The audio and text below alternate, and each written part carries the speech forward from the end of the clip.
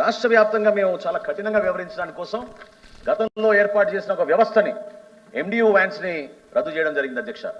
ఈ mobile delivery unit వ్యాన్లు క్షేత్రస్థాయిలో సందుల దగ్గరకు వచ్చి గంట సేపు 2 గంటల సేపు 3 గంటల సేపు ఉండి వినియోగదారులు రాలేదని ఎవరి కాళ్ళు లెక్కలు రాసేసుకుని వెళ్ళిపోయి ఏ విధంగా దుర్వినియోగం చేశారో ఈ పీడిఎస్ రైస్ గురించి మీ అందరికీ తెలుసు అధ్యక్ష. అక్కడి నుంచి మార్పులు తీసుకొచ్చి ఈ రోజున స్మార్ట్ రైస్ కార్డులు తీసుకొచ్చి క్యూఆర్ కోడ్లు తీసుకొచ్చి 29,762 ఫేర్ ప్రైస్ షాపుల ద్వారా 1వ తారీఖు నుంచి 15వ తారీఖు వరకు ఉదయం నుంచి సాయంత్రం వరకు ప్రజలకి అందుబాటులో ఉండేటట్టు రేషన్ ఎప్పుడంటే అప్పుడు ప్రజలు పోయి తెచ్చుకునే విధంగా మా కూటమి ప్రభుత్వం గర్వంగా నిర్వహిస్తుంది అధ్యక్ష. అందులో ఏమాత్రం కూడా అనుమానం లేదు అధ్యక్ష.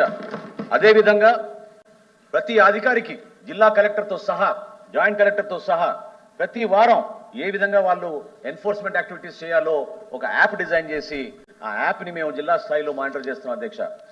అధికారులు ఎక్కడైనా పొరపాట్లో ఇన్వాల్వ్ అయితే కఠినంగా మేము యాక్షన్ తీసుకున్నాం అధ్యక్ష.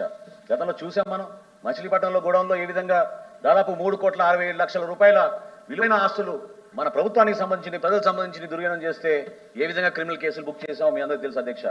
అదేవిధంగా 2-3 రోజుల్లో ఖచ్చితంగా ప్రభుత్వం నుంచి ప్రకటిస్తాం. కైకలూరు ఎమ్మెల్యేస్ పాయింట్లో 5,40,00,000 రూపాయల బియ్యాన్ని తప్పుదారి తీసుకెళ్లారు అధ్యక్ష, పక్కదారి తీసుకెళ్లారు.